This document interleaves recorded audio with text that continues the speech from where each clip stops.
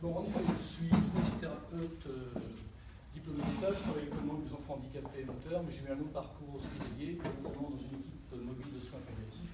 Donc je vais vous parler un petit peu d'une application du shiatsu dans le milieu hospitalier. Il y a très peu de praticiens shiatsu qui ont cette possibilité. Moi j'ai eu cette opportunité du fait de ce travail dans une équipe de soins palliatifs et dans une équipe de bons légers également. Et l'idée un petit peu de ce travail, c'était mon mémoire de fin d'études de shiatsu, est venu d'un médecin qui s'étonnait qu'une de ses patientes, qui avait un cancer du sein, était un petit peu moins malade que ses autres patientes. Alors, je ne sais pas comment ça s'est passé, est-ce qu'il l'a fait parler sous la torture ou pas, l'histoire ne le dit pas. En tout cas, elle lui a avoué qu'elle recevait des séances de shiatsu en même temps que ses séances de chimiothérapie. Donc ça m'avait un peu interpellé, je me suis dit, est-ce que le shiatsu peut être une aide pour des patients cancéreux sous chimiothérapie? L'idée, ce n'était pas de voir si on pouvait avoir une action sur le cancer, mais simplement de voir si le shiatsu pouvait avoir une action sur les effets secondaires des chimiothérapies. Donc c'est ce qu'on va essayer de voir au cours de cette petite présentation. Alors, Michel nous a dit tout un tas de choses qui sont extrêmement justes. Moi, je voudrais juste vous parler un tout petit peu de l'ADN du praticien shiatsu. L'ADN du praticien shiatsu, eh bien, on peut la résumer avec cette phrase de Alain. Il nous disait que seuls les sots croient être originaux en négligeant les idées des générations qui les ont précédées. La véritable originalité consiste à copier et à imiter longtemps. Et ça, c'est vraiment notre ADN de praticien shiatsu, c'est-à-dire qu'on ne va pas faire table rase de tout ce que nos maîtres, tout ce que nos anciens ont pu nous dire. Par contre, on s'en sert énormément, on va peut-être améliorer les choses, mais en tout cas, on respecte vraiment cette tradition. Et on fait partie de cette fédération française de shiatsu traditionnelle. Et le mot traditionnel est extrêmement important, parce qu'on va essayer de rester justement dans cette tradition qui nous a été inculquée depuis des millénaires. Alors, un petit avertissement, si vous devez retenir une seule chose de ce que je vais vous dire, c'est ce que je vais vous dire maintenant. Le reste, ça n'a aucune espèce d'importance, et ça, c'est extrêmement important. Le shiatsu ne guérit absolument pas le cancer. Et ça, il faut que ce soit très clair, il faut que le deal entre nous soit parfait par rapport à ça. Et moi, je vous rappelle un petit peu ce que disait Épictète. Vous vous souvenez Épictète, un philosophe stoïcien du 1er siècle, il nous disait guérir parfois, soulager souvent, écouter toujours. Ça reste complètement d'actualité. Si un praticien shiatsu vous dit qu'il va vous guérir d'un cancer, vous avez le droit de le faire mettre en prison. Donc voilà, c'était le message que je voulais faire passer. Je pense qu'on peut arrêter maintenant ce petit propos. Alors, on va aller un petit peu plus loin quand même. Et cette grande idée qu'il n'y avait pas de guérison a été reprise un petit peu, enfin je l'ai appliquée plutôt à Shizuto Masunaga, qui est mon maître shiatsu, puisque je travaille dans le style Masunaga. Et Masunaga nous disait qu'un nombre croissant de gens est désabusé par les effets secondaires des drogues chimiques et se tournent vers la médecine populaire comme alternative efficace. Cependant, un excès de zèle a conduit à des articles proclamant les remèdes populaires comme une panacée. Cette exagération est aussi néfaste pour le public qu'un article faisant état de médicaments particuliers pourrait éliminer toutes les maladies. Afin de promouvoir une connaissance et une utilisation correcte de la médecine populaire, nous devons la considérer dans sa propre perspective, c'est-à-dire avec ses limites et ses possibilités. Il en est de même pour le shiatsu. Donc on est vraiment dans cet esprit, on ne va pas guérir, on va essayer d'apporter un soulagement, on va rester très humble en tout cas dans notre pratique. Toute cette étude qui a été faite à l'hôpital, elle est bien entendu toujours avec le même principe, le principe que vous connaissez, primum non nocere, tout d'abord, ne pas nuire, qui va nous amener un petit peu à la règle du double effet qui a été énoncée par Pierre Blackburn, un Canadien. Il nous dit qu'on peut accomplir un acte ayant à la fois un bon et un mauvais effet, seulement si le bon effet est supérieur au mauvais. C'est tout à fait logique, on est tout à fait dans cette démarche dans toutes nos techniques, que ce soit l'hôpital de manière officielle ou pour nous en tant que praticiens shiatsu. Et bien entendu, ce sera notre fil rouge pendant tout un petit peu tout ce qui s'est passé pendant ce protocole. Alors je vais vous parler un petit peu du protocole qui a été mis en place. Alors il date un petit peu, ça fait une dizaine d'années. C'est un protocole qui est relativement court, puisqu'il a eu lieu de septembre 2004 à mai 2005. Alors je vais vous expliquer rapidement pourquoi. C'était juste un problème de laps de temps pour rédiger mon mémoire de fin d'études. Il a été réalisé à l'hôpital de Saintonge. Alors l'hôpital de Saintonge, c'est à Saintes, en Charente-Maritime, là, bien en bas, là, tout au sud. 16 patients sont rentrés dans ce protocole, 13 femmes et 3 hommes. Alors ça ne veut pas dire qu'en Charente-Maritime, il y a plus de cancers chez la femme que chez l'homme. Simplement, au départ, c'était un protocole qui était prévu uniquement pour le cancer du sein. Et puis, au vu des résultats, les médecins oncologues m'ont demandé d'élargir un petit peu mon panel. Et on a fait entrer 3 hommes dans le protocole. Je vous ai noté un petit peu les types de cancers. Donc, il y avait 9 cancers du sein, pardon. Ce qui est tout à fait logique, hein, puisque c'était au départ l'item sur lequel je voulais travailler. Sur les 9 cancers du sein, il y en avait un qui était métastatique. Ensuite, 2 cancers du poumon, dont un métastatique, 2 ovaires, 2 métastatiques, 2 côlons métastatiques et un œsophage qui était métastatique. Quelques données générales. Alors, moyenne d'âge 51 ans avec un écart type de 22 ans. Chez les patients, les plus jeunes, vous calculerez, la plus âgée, vous calculerez également. Aucun patient ne connaissait le shiatsu. Tous ont reçu en moyenne 3 séances. C'est un total de 47 séances qui a été effectué sur ce panel. Toutes les personnes ont présenté des effets secondaires post-chimiothérapie et il y en avait 6,8 en moyenne et par patient. La prise en charge shiatsu était toujours proposée au cours d'une consultation avec le médecin oncologue en fonction des effets secondaires qui avaient déjà pu être décrits par les patients qui avaient déjà reçu quelques séances de chimiothérapie. Je ne suis jamais intervenu en première intention, il y avait toujours 1, 2, 3 séances de chimiothérapie avant que la séance de shiatsu ne soit proposée. Il y avait une évaluation par l'équipe mobile de soins palliatifs. L'idée des équipes mobiles de soins palliatifs, c'est d'essayer de proposer une prise en charge pluridisciplinaire. C'est-à-dire qu'il peut y avoir une prise en charge avec le psychologue, une prise en charge avec une infirmière qui faisait du toucher-massage, l'assistante sociale intervenait. Moi, je pouvais également intervenir en fonction de cette évaluation, de ce qui était demandé par l'équipe. Le shiatsu a toujours été présenté comme une aide. Michel nous disait tout à l'heure, ça fait partie des choses qui peuvent nous aider un petit peu dans la vie. On n'a jamais présenté ça comme la technique miraculeuse. Michel nous a dit qu'on n'était pas à Lourdes, et ben, même si on s'approche de Lourdes un petit peu dans le sud de la France, et ça reste malgré tout une technique uniquement d'aide pour nos patients cancéreux. Il y avait toujours un résumé écrit de la méthode shiatsu qui leur était remis, un résumé écrit. Moi, je leur expliquais un petit peu quels étaient les buts, qu'est-ce qu'on espérait pouvoir obtenir, sans forcément leur dire que les résultats seraient extraordinaires. Mais en tout cas, il y avait toujours quelque chose d'écrit qui était remis, et puis les personnes signaient un formulaire de consentement éclairé. Donc un formulaire qui est signé en double exemplaire, par moi qui le signe d'une part, plus la personne qui recevait le shiatsu. Il était bien précisé dans ce formulaire de consentement éclairé que s'il y avait le moindre problème, on arrêtait le shiatsu, mais surtout pas le traitement chimiothérapique, qui restait quand même la base essentielle du traitement. Auto-évaluation des effets secondaires, c'est-à-dire que chaque personne évaluait elle-même ses effets secondaires, c'est-à-dire est-ce qu'il y a la présence ou non du symptôme, quel est le moment d'apparition, quelle est sa durée, et l'intensité était mesurée sur une échelle de 0 à 10. 0, il n'y avait pas de gêne occasionnée par le symptôme, 10, c'était le pire que la personne pouvait évaluer. Je vais vous présenter très rapidement une séance type de shiatsu, telle que je l'ai pratiquée à l'hôpital. Donc il y avait un bilan énergétique du hara. Alors le hara, ce n'est pas un gros mot. En japonais, le hara, c'est le ventre. Et au niveau du ventre, nous avons toute une zone de projection, un petit peu comme en réflexologie plantaire ou en auriculothérapie, des choses que vous connaissez peut-être un petit peu mieux. Il y a des zones de projection de chacun des méridiens.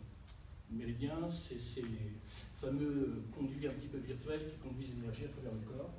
Donc sur l'abdomen, nous avons tous une représentation de ces méridiens, et avec la palpation, on va être capable de déterminer si un méridien est en surplus énergétique ou en vide, entre guillemets, énergétique. S'il n'y a pas de vide. Et après, bon, le shiatsu, j'ai envie de dire, c'est tout simplement de la plomberie, en tout cas tel que je le pratique, c'est-à-dire qu'on va essayer de faire basculer le trop-plein énergétique vers le trop vide. Après, votre corps est tout à fait capable de gérer ça tout seul et sait faire, mais il faut lui donner cette impulsion de retrouver cet équilibre énergétique. Donc, bilan énergétique du hara. Ensuite, il y avait un traitement spécifique du méridien de l'estomac parce que ce sont des gens qui présentaient, pour la majorité d'entre eux, des problèmes de nausée, des problèmes de vomissement. Donc retravailler sur l'estomac était plutôt adapté et c'était fait de manière systématique. Ensuite, il y avait un traitement du méridien Kyo et du méridien Jitsu. Là encore, ce ne sont pas des gros mots, hein, Kyo et Jitsu. Kyo, c'est le méridien, on va dire, qui est vide, et Jitsu, c'est le méridien qui est un petit peu trop plat. Donc un travail systématiquement sur ces deux méridiens. Ensuite, quelques points spécifiques pour des nausées, par exemple, pour lancer un petit peu le mécanisme contre la fatigue. Et puis un temps de repos, hein, parce qu'une séance de shiatsu, c'est quelque chose qui fatigue énormément. Donc les gens étaient en chimiothérapie, déjà très fatigués, plus la séance de shiatsu, ça faisait beaucoup de choses dans la même journée. Des séances qui duraient à peu près entre 1 heure et 1 heure et quart. Alors, quand pour un problème organisationnel, toutes les séances de shiatsu ont été réalisées le plus proche possible de la séance de chimiothérapie. C'est-à-dire que les gens venaient en séance de chimiothérapie à l'hôpital, en hôpital de jour. Donc on a des problèmes au niveau logistique, c'était pas facile de les faire revenir après. Au niveau des prises en charge VSL, dans la mesure où moi j'ai aucune prise en charge shiatsu, bien entendu. Donc on a essayé de bidouiller comme on pouvait. Donc les gens étaient pris en charge en général le jour de la chimiothérapie. Il est arrivé que les séances aient lieu tout de suite avant la chimiothérapie ou tout de suite après, voire même pendant les séances de chimiothérapie. C'était assez folklorique, mais globalement ça a plutôt pas mal marché. Et on faisait un point téléphonique systématiquement au bout de 3 ou 4 jours après la séance. Une petite remarque, pour qu'il n'y ait pas d'interférence, ce n'est pas moi qui faisais les évaluations post-shiatsu, c'était un autre membre de l'équipe mobile de soins palliatifs. De même que toutes les analyses chiffrées que je vais vous présenter maintenant, ce n'est pas moi qui les ai réalisées, hein, c'est le médecin de l'équipe qui a fait toute cette étude de chiffrée. Je ne voulais pas du tout interférer, moi j'étais là uniquement, c'est-à-dire mes collègues de l'équipe de soins palliatifs faisaient l'évaluation, estimaient si on pouvait ou non mettre en place une prise en charge shiatsu. Moi j'avais juste le rôle de faire la prise en charge shiatsu, mais surtout pas d'évaluer après parce que je ne voulais pas influencer un petit peu mes patients. Alors quelques réserves. Les réserves, ce n'est pas pour justifier d'éventuels mauvais chiffres, c'est simplement pour vous montrer qu'on aurait peut-être pu, je pense, optimiser un tout petit peu les choses si on avait travaillé dans des conditions un petit peu meilleures, on va dire. Aucune salle de shiatsu n'était attitrée, il m'est arrivé de travailler dans des chambres, parfois dans un couloir, ça m'est arrivé également dans les box de chimiothérapie où il y avait 5 ou 6 personnes qui étaient sur des banquettes de travailler, donc vous voyez pas des conditions qui étaient forcément idéales pour en tout cas telles que moi je les aurais souhaitées. Et habillé. Oui, c'est une technique qui se pratique habillé le shiatsu. C'est important d'ailleurs. Les séances n'étaient pas liées au sol, alors que traditionnellement, la séance shiatsu se fait sur futon. Donc il m'est arrivé de travailler sur brancard, de travailler sur chaise, enfin, parfois au lit des malades. Un petit peu compliqué là aussi, parce qu'on perd nos repères, on perd nos habitudes par rapport à un travail traditionnel. Quelques séances ont eu lieu pendant la perfusion, donc avec des tuyaux partout, vous imaginez les personnes branchées et faire un shiatsu dans ces conditions. Et puis, quelque chose d'important également, c'est la présence de la chambre implantable. Alors la chambre implantable, pour faire très court, vous savez tous, hein, c'est un petit boîtier qu'on va placer sous la peau, au-dessus de la clavicule, et qui permet de faire la perfusion de produits médicamenteux. Donc il est bien évident que sur la zone de chambre implantable, il n'est pas question de faire des pressions qui pourraient léser le matériel. Et puis un hôpital, c'est un lieu de passage permanent, il y a du bruit, on n'est pas dans les conditions sereines de nos cabinets où tout est cocooning. L'hôpital, c'est pas forcément ça. Donc voilà, toutes ces réserves, bon, malgré cela, vous verrez que les résultats sont globalement acceptables. Je vais vous présenter 2 cas cliniques. Le premier cas clinique, c'est un monsieur de 61 ans qui avait un cancer de l'œsophage qui était métastatique, avec des métastases au niveau des foies, des surrénales et interrogation sur métastases pulmonaires. Il avait une séance de chimiothérapie toutes les 3 semaines, 6 séances de chimiothérapie étaient prévues. C'est un monsieur qui n'avait pas souhaité avoir de casque réfrigérant. Alors une toute petite parenthèse, je ne sais pas si vous connaissez, quand il y a une chimiothérapie, on peut proposer aux personnes de leur mettre un casque qu'on met au congélateur tout simplement, et l'effet du froid crée une vasoconstriction des vaisseaux sanguins au niveau du cuir chevelu et qui permettrait, maintenant on n'est pas tout à fait sûr, de diminuer un petit peu la chute des cheveux. Donc ce monsieur avait refusé le casque réfrigérant et il a eu 3 séances de chimiothérapie avant sa prise en charge shiatsu. Alors je vous ai listé un petit peu les différents symptômes qui se présentaient. Bon, il y avait beaucoup de choses, hein. Il y avait des chutes de cheveux, nausées, vomissements, fatigue physique, fatigue psychologique, fièvre, des problèmes buccaux, impression de sentir la chimiothérapie, tout nocturne, douleur des fesses et épaule droite. Donc beaucoup de choses. Globalement, quand on a fait un petit peu l'évaluation, l'ensemble des symptômes réunis, on arrivait à 70, je ne sais pas si la flèche marche, non, elle ne marche pas. 78 de symptômes avant la prise en charge shiatsu, et en fin de prise en charge shiatsu, donc après 3 séances, on arrivait à 48,7, donc un gain de 37,6%, ce qui est un chiffre relativement pas bon dans cette étude. La durée de fatigue physique chez ce monsieur, avant la prise en charge shiatsu, 15 jours, après la prise en charge shiatsu, 12 jours. Le gain 20%, c'est extrêmement mauvais. Et son ressenti par rapport au shiatsu, alors, il m'avait dit, ça m'aide un peu à supporter cette horreur, j'ai mis horreur entre guillemets parce que c'est pas le mot qu'il m'a employé, mais je ne voulais pas le mettre dans cette présentation. Dans cette horreur de maladie, je suis à bout, mais je veux continuer car j'ai besoin d'être un petit peu détendu. Donc ça, c'est quand même une des grandes choses du shiatsu, une des premières indications, c'est quand même de la relaxation, de la détente. Alors je vous ai remis un petit peu sur cette courbe. C'est exactement le tableau que vous aviez tout à l'heure, les différents symptômes. La courbe en rouge, c'était l'évaluation de ces symptômes avant prise en charge shiatsu, et la courbe en vert, l'évaluation des symptômes après prise en charge shiatsu. Donc globalement, on arrivait à descendre un petit peu, sauf certains items, vous voyez, chute des cheveux, ça n'a absolument pas bougé, nausée très peu, fatigue physique, ça n'a pratiquement pas bougé non plus, fatigue psychologique, aucune espèce d'amélioration. Deuxième cas clinique, une dame de 46 ans qui avait un cancer du sein avec point d'interrogation sur des métastases osseuses, une séance de chimiothérapie toutes les 3 semaines, 6 séances de chimio prévues, elle portait le casque réfrigérant et elle a eu une seule séance de chimiothérapie avant shiatsu. Les symptômes qu'elle évoquait, chute des cheveux, nausées, vomissements, fatigue physique, fatigue psychologique, problèmes buccaux, herpès, sensation d'ébullition. 75 de cotation avant prise en charge shiatsu. C'est une dame qui a bénéficié de 5 séances et on est arrivé à 23,6%, enfin 23,6 de moyenne après shiatsu. Donc là, on était sur un chiffre qui était plutôt pas trop mal, à 68,5%. Donc globalement, on était dans la bonne moyenne. Alors j'ai mis ce cas parce qu'il est extrêmement intéressant et je voulais qu'on s'arrête 2-3 minutes, si vous voulez bien, sur les 2 symptômes, nausées et vomissements. Elle est cotée à 8 avant sa prise en charge shiatsu. Premier shiatsu est cote à 0. Donc moi j'étais plutôt satisfait de ce résultat. Et deuxième séance, on remonte à 10. Alors là ça m'a complètement perturbé parce que je ne comprenais pas pourquoi ça m'est diminué si rapidement sur une seule séance et qu'à la deuxième séance, on était remonté sur des chiffres qui étaient absolument gigantesques. Et bon, j'ai beaucoup réfléchi, je n'ai pas trouvé de réponse et c'est elle qui me l'a apporté, je vais vous l'avouer tout à l'heure. Et ce qui est intéressant, regardez, à partir de la 3e séance, on retombe à 0.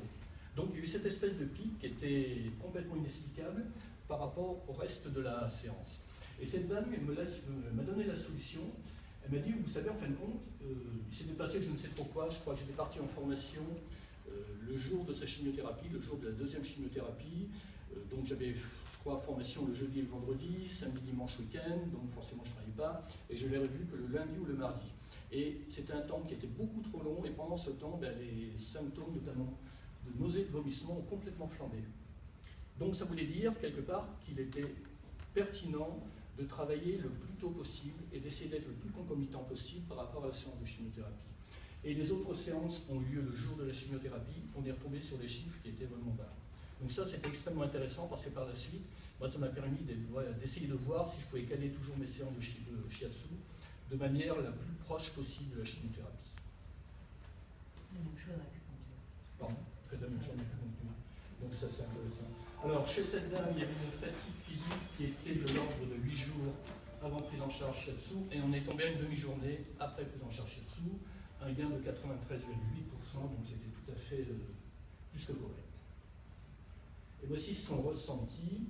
Globalement, je me suis senti mieux dès la première séance de shiatsu, j'ai du punch, et j'appréhende moins les prochaines séances de chimiothérapie. On est un peu sur l'effet placebo dont on parlait ce matin sur la première conférence, si vous y avez assisté. C'est indéniable de toute façon que cette technique de toucher induit forcément un effet placebo. Ça me rassure, c'est soulageant. C'est mieux quand le shiatsu a lieu tout de suite après la chimiothérapie sans attendre 3 ou 4 jours. Donc c'est exactement ce que je vous disais tout à l'heure. Et c'est ça qui avait fait que cette flambée des symptômes. Je me sens bien, je suis très satisfait. Eh bien, à vrai dire, moi aussi. Voilà la courbe de cette dame, hein, toujours en rouge, la courbe des symptômes avant prise en charge de shiatsu. Vous voyez, on était quand même assez haut, on était sur des symptômes qui étaient entre 8 le plus bas et 10 au maximum, hein, donc quelque chose d'assez important. Et globalement, on est très très proche de zéro ici sur la courbe verte. On avait tout un tas de symptômes qui étaient ici à zéro. Alors, j'ai fait une petite discussion générale sur les effets secondaires les plus fréquents. Alors, la fatigue physique, je vais retrouver dans tous les cas. Les nausées dans 93% des cas, chute des cheveux 81%, fatigue psychologique 80%, etc., etc. Donc, je vous ai listé les symptômes les plus importants, les plus fréquents qu'on rencontrait: vomissements, troubles de la bouche, constipation, paresthésie, troubles de la peau et autres effets, on va en reparler un tout petit peu après.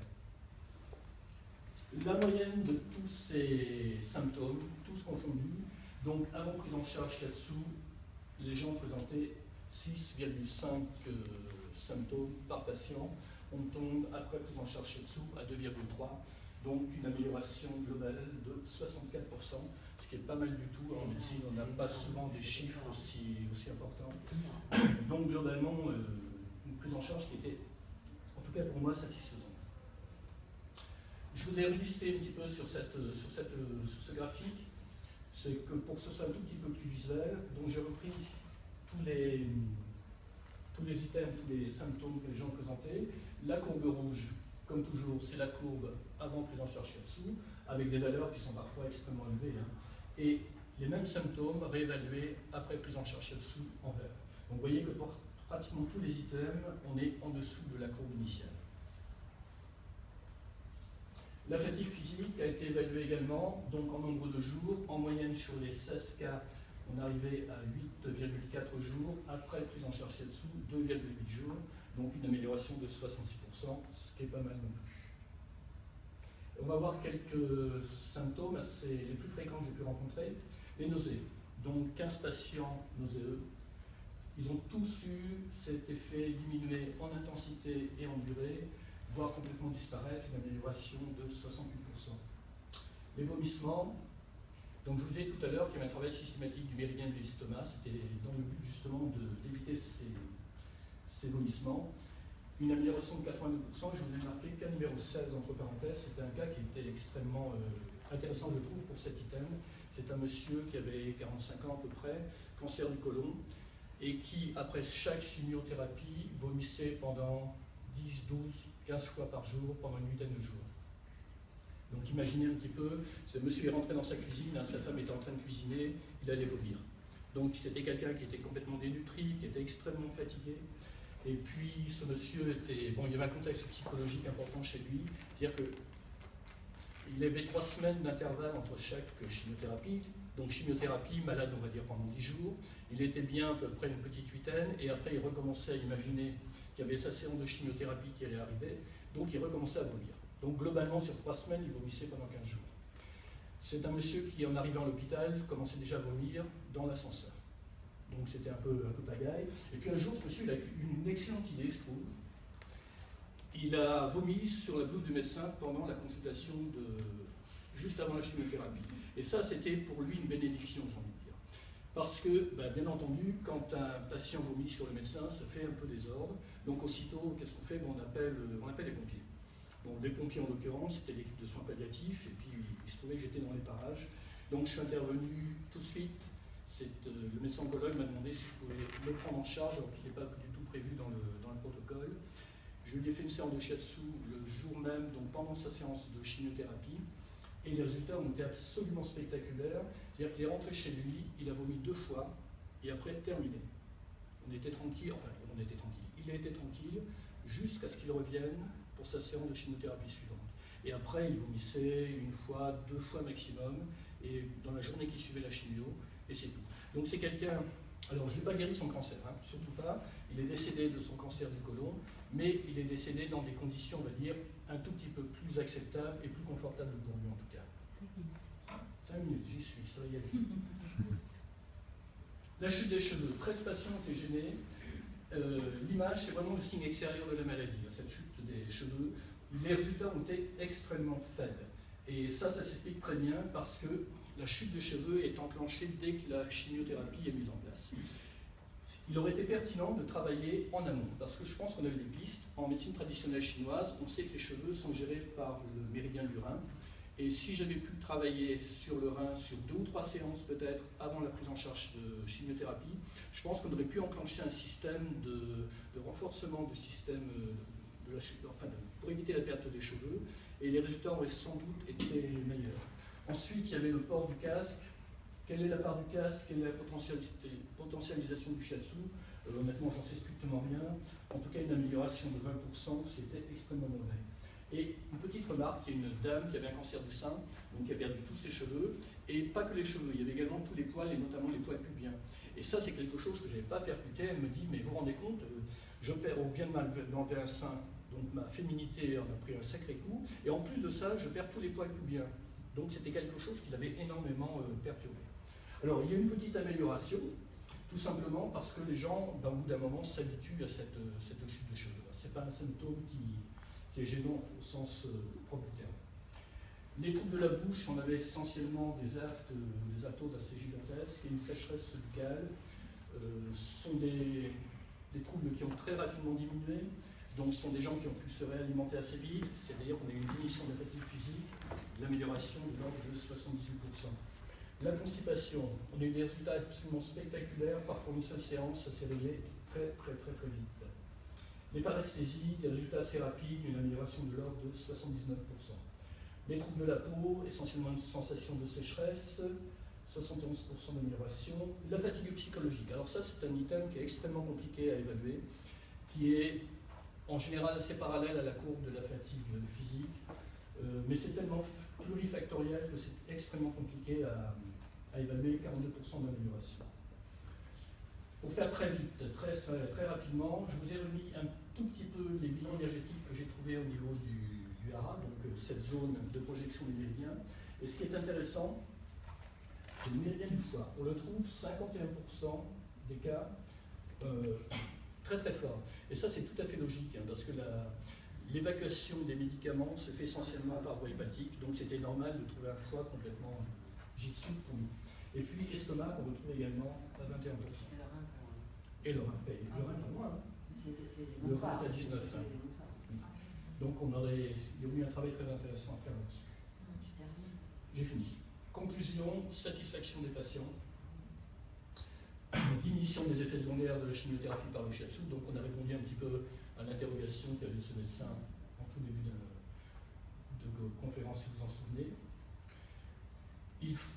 Il a été montré quand même que plus j'intervenais proche de la chimiothérapie, plus les effets étaient quand même intéressants. Donc j'ai envie de dire que toutes les personnes qui ont ce type de prise en charge à faire, d'essayer de raccourcir les délais pour que ça puisse se passer dans les meilleures conditions possibles. Le résultat est peu satisfaisant, je vous l'ai dit, pour la chute des cheveux. Je pense qu'on aurait largement pu faire mieux avec d'autres conditions matérielles. Une petite remarque, je vous ai dit que 16 personnes étaient entrées dans le protocole, c'était juste pour la rédaction de mon mémoire. En tout, sur 2 ans, ce sont 150 personnes qui sont entrées dans exactement le même protocole. Et il n'y a pas eu d'études chiffrées, mais on a refait une étude à la louche. Et globalement, on était à un demi-point près, exactement sur les chiffres que je vous ai donnés tout à l'heure, donc sur ordre de 65-66% d'amélioration. Et quelque chose qui est important pour moi, c'est que je pense que le shiatsu peut réellement s'intégrer dans un projet de soins, dans le projet thérapeutique du patient, à condition qu'on mette le patient au centre de son protégé thérapeutique et puis que chacun puisse apporter sa pierre à l'édifice. Il y a la médecine conventionnelle qui nous apporte énormément de choses. Je pense que nous, avec nos petits moyens, nos petites mains, on arrive certainement à potentialiser quelque chose. Je pense que le soleil brille pour tout le monde. Il y a de la place pour la médecine officielle, il y a de la place pour les médecines dites complémentaires. Et si on travaille en bonne intelligence et réellement en mettant le patient au centre de son projet, je pense qu'on doit pouvoir arriver à quelque chose de cohérent dans notre système de santé. Attention, il n'est pas complètement incohérent, mais on doit pouvoir potentialiser énormément ce que l'on fait. Si vous souhaitez en savoir un petit peu plus, il y a un article qui est paru dans Kinésithérapie, la revue en 2007. C'est un article que j'ai écrit. Vous pouvez le télécharger sur le site de mon école, vous regardez sur Formation Shiatsu Bordeaux, et dans la rubrique, comment je l'appelle, je ne sais plus, publication, vous trouvez l'ensemble de l'article qui reprend un grand résumé en fin de compte de mon mémoire. Et si vous souhaitez réagir à cette intervention, n'hésitez surtout pas. Merci. Arigato.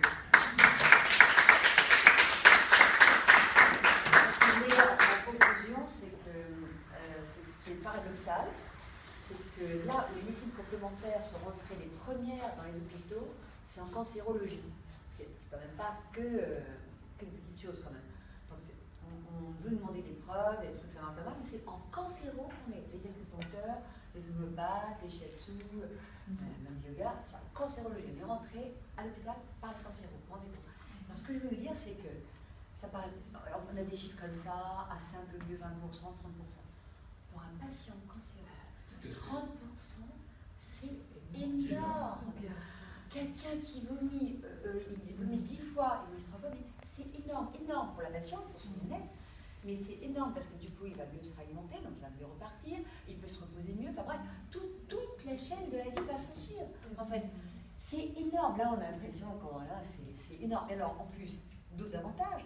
Parce que s'ils n'avaient pas eu Shiatsu, forcément, on leur aurait rajouté des médicaments. Parce que forcément, on ne peut pas les laisser comme ça. Donc, vous vous rendez compte, le nombre de médicaments en moins qu'on leur donne, donc on leur intoxique moins leur parole, la planète, parce que je dis toujours, tout ce qu'on met dans la bouche, c'est mauvais pour la planète aussi au passage. Donc, les répercussions sont juste énormes.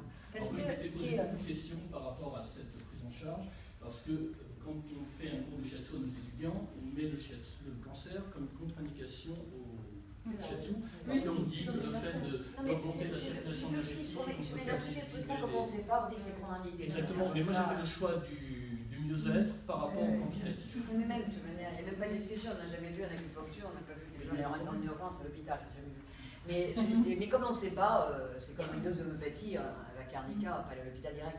Mais c'est possible. Mais tout ça, parce que toujours le principe de ce colloque. Travailler ensemble, parce que par méconnaissance, les gens qui ne nous connaissent pas, par méconnaissance simplement, nous jugent. Donc ça que l'intérêt de ce colloque, c'est de travailler ensemble. C'est ça l'énorme but de ce colloque. C'est pas sans parler entre nous, parce que nous, on est bisounours, on se connaît, on sait que ça marche, on sait pas de problème. Et c'est travailler sur là, et que toutes ces études qui sont randomisées, parce que tu as fait ta thèse, nous on a comme ça, enfin bref, il faut absolument que les gens prennent conscience que ça existe, que c'est scientifique, c'est des trucs avec des chiffres, des paramètres très sérieux, comme dans une autre étude d'ailleurs, pour la chirurgie, autre chose. Et il faut que ça rentre de plus en plus dans les institutions pour qu'on travaille ensemble. Ils verront notre avantage, nous aussi on ira mieux vers eux, parce que plus on se connaît, plus on va vers les autres, plus on fait les listes. Parce que aussi, c'est le but aussi qu'on aille mieux vers eux. Hein.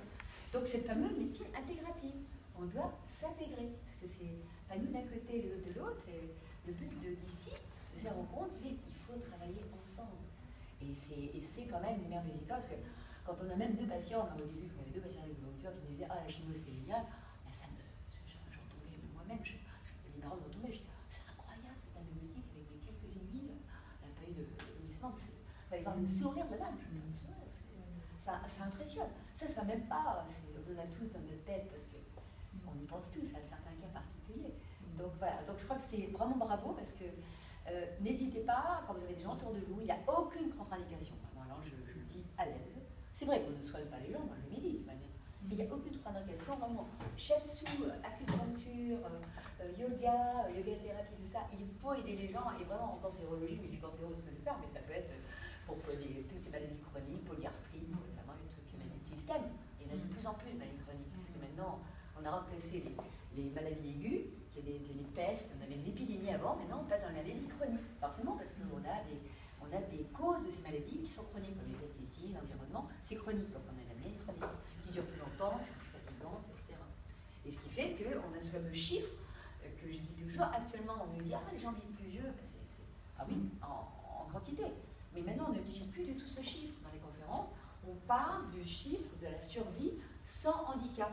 Parce que vivre avec handicap, alors on vit à 100 ans, oui, mais ça n'a aucun intérêt, je veux dire.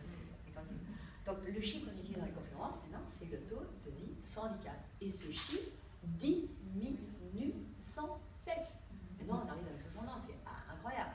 Donc il faut vraiment être clair des objectifs qu'on essaie d'avoir, et que vraiment ce type d'aide est juste primordial. Alors moi, je vous remercie parce que c'est un exemple typique de choses pour lesquelles on peut vraiment aider les gens. Vraiment, je vous remercie pour vos interventions. Merci à vous. Merci.